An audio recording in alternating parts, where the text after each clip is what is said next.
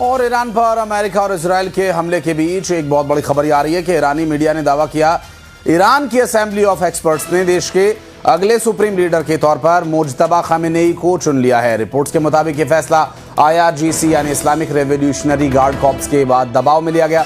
Mojtaba Khamenei supreme leader Khamenei के बेटे हैं और असेंबली ऑफ एक्सपर्ट्स ईरान में सुप्रीम लीडर चुनने वाली सबसे अहम संस्था मानी जाती है। इस फैसले ने ईरान की सत्ता में संरचना में नए सवाल खड़े कर दिए हैं।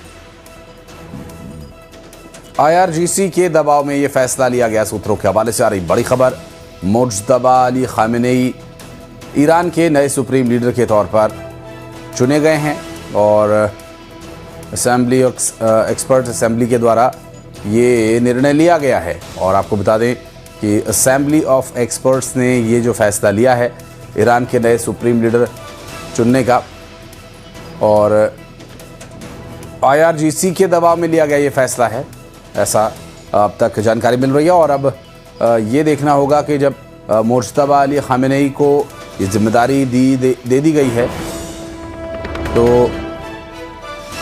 और इस बीच अमेरिका ने तेहरान पर एयर स्ट्राइक कर दी है। मिल रही जानकारी के अनुसार हमलों से तेहरान दहल उठा है और रिपोर्ट्स के मुताबिक अमेरिका के B-2 स्पिरिट बॉम्बर्स विमानों ने IRGC के कमांड एंड कंट्रोल सेंटर, हथियार डिपो, मिसाइल प्रोग्राम से जुड़े ठिकानों को निशाना बनाया और बमबार्डिंग की। आप देखिए तस्वीरें ईरान तेहरान से सामने आई ये तस्वीरें। B-2 बॉम्बर्स तेहरान के आसमान पर मंडरा रहे हैं और लगातार बॉम्बिंग हो रही है। इस वक्त बमबार्डिंग हो रही है। हथियार डिपो और मिसाइल साइट पर जबरदस्त हमले की जानकारी मिल रही है। और आपको बताते चले ईरान की तरफ से रात में दुबई में हमले हुए हैं और दुबई में अमेरिकी कॉन्सुलेट के पास ड्रोन से हमले हुए और ड्रोन हमले के बाद आग लगने का भी एक वीडियो सामने आया। जानकारी के मुताबिक ये ड्रोन हमला ईरान की तरफ से किया गया था। सोशल मीडिया पर एक वीडियो सामने आया है जिसमें ईरानी ड्रोन अमेरिकी कॉन्सुलेट को हिट करता हुआ दिखाई भी दे रहा है। ये देखिए तस्वीरें हम आपको दिखा रहे हैं जहां अमेरिका के विदेश मंत्री मार्को रूबियो ने बताया कि कॉन्सुलेट से जुड़े सभी लोग सुरक्षित हैं, सभी की गिनती की जा चुकी है और हमला कॉन्सुलेट की बिल्डिंग पर नहीं बल्कि पास के पार्किंग लॉट पर हुआ था।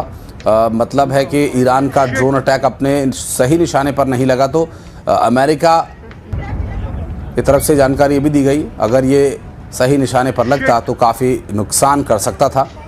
और सामने आई ये तस्वीरें आपको दिखा रहे हैं। दावा है कि सोशल मीडिया पर वायरल हो रही ये वीडियो उसी हमले की है।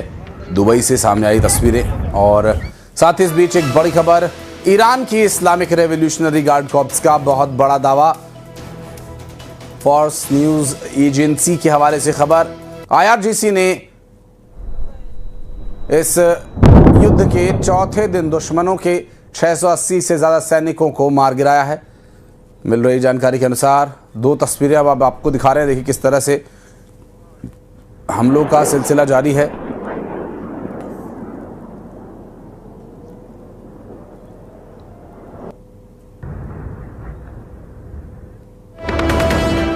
और इस बीच अमेरिकी राष्ट्रपति डोनाल्ड ट्रंप ने होर्मुज स्ट्रेट को लेकर एक बहुत बड़ा बयान दिया। ट्रंप ने कहा कि अमेरिका अब गल्फ से गुजरने वाले जहाज़ों को प्रोटेक्शन देगा। अमेरिकी नेवी होर्मुज स्ट्रेट से गुजरने वाले जहाज़ों को कवर करेगा। इसके साथ ही अमेरिका की तरफ से जहाज़ों को बीमा और फाइनेंशियल गारंटी भी दी जाएगी। ट्रंप ने कहा कि अगर ज़रूरत पड़ी तो अमेरिकी नेवी होर्मुज स्ट्रेट से तेल टैंकर्स को एस्कॉर्ट करना भी शुरू करेगा। यानी अमेरिका के सुरक्षा गारंटी से होर्मुज स्ट्रेट से गुजरने वाले तेल टैंकर सेफ रहेंगे और तेल की सप्लाई अच्छे से हो सके, इसके लिए तेल की कीमतें कंट्रोल में रहें, इसके लिए अमेरिका ये निर्णय लेने की बात कर रहा है। डोनाल्ड ट्रंप ने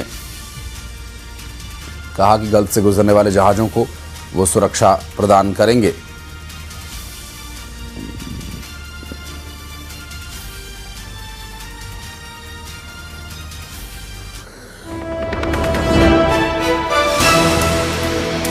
और इस बीच एक बड़ी खबर, राष्ट्रपति डोनाल्ड ट्रंप का बड़ा बयान। विदेशी न्यूज एजेंसी से बातचीत में ट्रंप ने कहा खामेनेई उन्हें मारते उससे पहले उन्हें उन्होंने ही मार दिया। ट्रंप ने कहा कि खतरे को देखते हुए ईरान के खिलाफ ये सख्त कदम उठाया गया।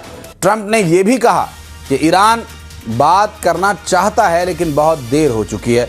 ईरान में सत्ता परिवर्तन पर भी ट्रंप ने कहा कि अमेरिका ईरान में ऐसे व्यक्ति को देखना चाहता है जो पिछले शासन से बेहतर हो, क्योंकि सबसे बुरा ये होगा कि हमला हो, सत्ता में फिर वैसा ही कोई बुरा शख्स आ जाए।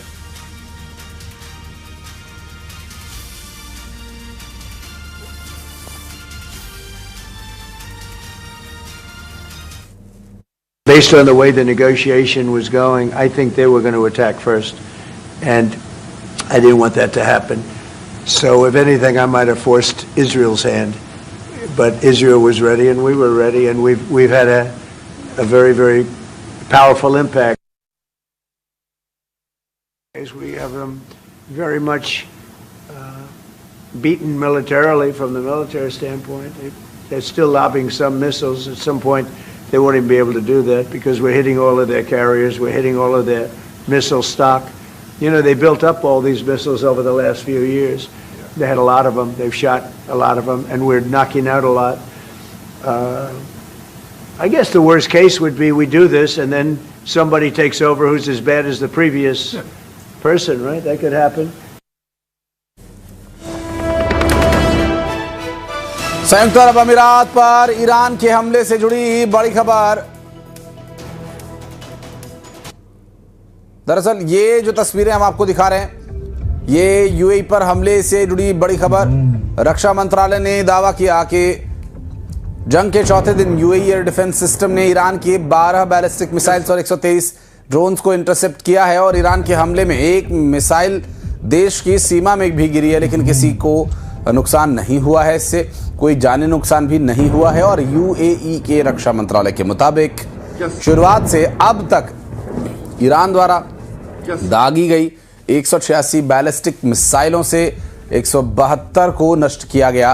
812 ड्रोन्स में से 755 इंटरसेप्ट किए जा चुके हैं। ईरान के हमलों में 3 विदेशी नागरिकों की मौत हो चुकी है, जबकि 68 लोगों को मामूली चोट भी आई है।